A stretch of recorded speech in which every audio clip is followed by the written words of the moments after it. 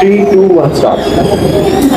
वालेकुम अस्सलाम। आपके पास जो है वो एक दो मिनट आप ले टू रिकलेक्ट योर थॉट्स, ठीक है, और उसके बाद जब आप कंफर्टेबल हो तो आप जो है वो परिवार शुरू कर सकती हैं। आप मुझसे बता दीजिए।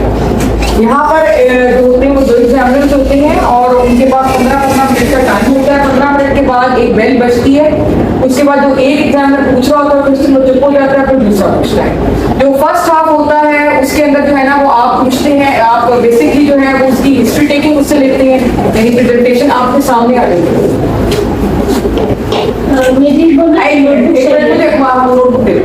इसमें जनाब होता ही है कि जो पहले 15 मिनट वाला जो एग्जामिनर होता है वो ही सपोज टू आस्क हिस्ट्री क्या है, हिस्ट्री की बेस पर आपने क्या डिफरेंशियल डायग्नोसिस बनाया है, ठीक है, और आपका जो है वो सारा हिस्ट्री को एक्सप्लोर करते हैं। दूसरा एग्जामिनर जो होता है वो इन्वेस्टिगेशन पूछता है एंड मैनेजमेंट प्लान, और दूसरा ही फिर पूछता है कि आप इसकी काउंसलिंग जो है वो कैसे करेंगे, मतलब उसका जो एथिकल एस्पेक्ट है ये दूसरे के पास है। तो 15-15 मिनट जो होते हैं वो दोनों एग्जामिनर्स के पास है, ठीक है जी।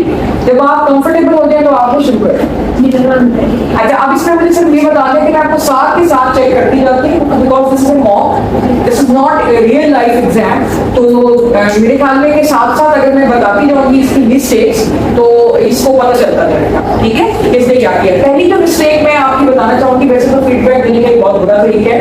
हमेशा ये होता है कि फीडबैक आप देते हैं तो हमेशा अच्छी चीज जो है तो पहले बताते हैं बच्चे को कि आपकी ये चीज अच्छी थी, ठीक है, आपका कॉन्फिडेंस लेवल बहुत अच्छा था, आपकी जो डेपो थी वो इसके साथ बड़ी अच्छी थी, आप कंफर्टेबल थी बात करें उसके साथ, आपका जो पेशेंट था वो कंफर्टेबल था जब आप उसका एग्जामिनेशन करें। लेकिन जो सबसे बड़ा नेगेटिव पॉइंट है वो ये है कि आपको आधे घंटे के अंदर you were unable to finish. आपने सिर्फ और सिर्फ मेरे ख्याल है जीएलटी शायद चेक किया जी, और उसकी वजह मैं आपको साथ साथ ये बताती हूँ उसकी वजह क्या थी। उसकी वजह ये थी कि मैंने आपको पहले बताया था कि सिर्फ 15 मिनट में आपकी हिस्ट्री प्रेजेंटिंग एलिमेंट्स लेकर you will start doing the examination. So आप बैठ के आपके जो है ना सारे कंपोनेंट्स वगैरह पहले शायद पूछे, I was not that much attentive, और ना कोई एग्जामिनर होते हैं। जब आप हिस्ट्री ले रहे होते हैं तो कोई एग्जामिनर इतना ज्यादा गौर से आपको नहीं देख रहा हो। फैमिली हिस्ट्री मैंने बस नहीं, आपने हिस्ट्री प्रेजेंटिंग इलनेस के बाद आपने खड़े हो जाए, ठीक है, ताकि आपका टाइम सेव हो जाए। एग्जामिनर आपको नहीं देखा होता, मैं आपको वहां के अंदर की बात बता रही हूँ। बहुत कम जगहों पर एकदम से उसका ध्यान होता है कि अच्छा ये कोई क्या कर रहा है, वो अपने कामों में बिजी होता है। तो ये प्लस पॉइंट है कि आप बड़ा कंफर्टेबल होके रिलैक्स होके आप अपना काम करते हैं, उससे कोई इंटरेस्ट नहीं। क्योंकि जब मैंने एग्जाम दिया था उस वक्त ये हुआ था कि बड़ी जमाने की जो थी डॉक्टर सबको बड़ा डर लगा था, तो वो थी, तो उसको देख के ही मैं डर गई कि मतलब क्या हो। लेकिन मैंने फिर एक लम्हे के लिए ये सोच लिया कि नहीं, सिर्फ मैं और मेरी और कोई भी नहीं। अगर मैं वो ना भी सोचती ना तो वो ठीक था, क्योंकि उसके अंदर एग्जामिनर्स इतना गौर से आपको नहीं देख रहे होते। आधा घंटा to focus on yourself is not possible for any human being, चाहे आप हो चाहे मैं, ठीक है। तो पहली बात तो ये है कि आपको सिस्टम को फिनिश करना है, और उसका मैंने आपको पहले तरीका भी बता दिया गया है कि आपने 15 मिनट के बाद उठ जाना है इन एनी केस, और वो हिस्ट्री प्रेजेंटेशन लेने के फौरन बाद। तो एक तो जहाँ पर एग्जामिनर का बड़ा बुरा इंटरेस्ट, मैंने अपने कोई एग्जामिनर को कहते सुना है कि देखो जी इसका आधा घंटा हो गया, इसमें सिस्टम भी नहीं हुआ, ये डीएलटी भी नहीं कर रहा, वो वहीं पर अपना माइंड मेकअप कर लेता है कि यार ये तो बच्चा पास होने के काम, एक माइंड मेकअप हो जाता है, ठीक है। मैं नहीं अपने बारे में नहीं मैं बता रही, मैं तो आगे जज करूंगी कि अगर आगे वो बातें सही बता रहा है और कोई बात नहीं, सुस्ती उसका एक प्रॉब्लम है, तो सुस्ती is not a problem for me. क्योंकि ज़ाहिर क्लिनिक पे जब आप मरीज को देखोगे या वार्ड में देखोगे तो वहां पे इतना टाइम का वो इशू नहीं होता, तो आपको ईआर में ड्यूटी, तो इसलिए मेरे लिए वो प्रॉब्लम नहीं है। लेकिन जो एग्जामिनर्स का माइंडसेट है वो ये है कि अगर इसने काम पूरा नहीं किया और इसका आधे से ज्यादा काम एग्जामिनेशन पड़ा हुआ है तो वो आपका अपना माइंड करेगा। तो पहली फीडबैक तो आप सारी, अब आप अपनी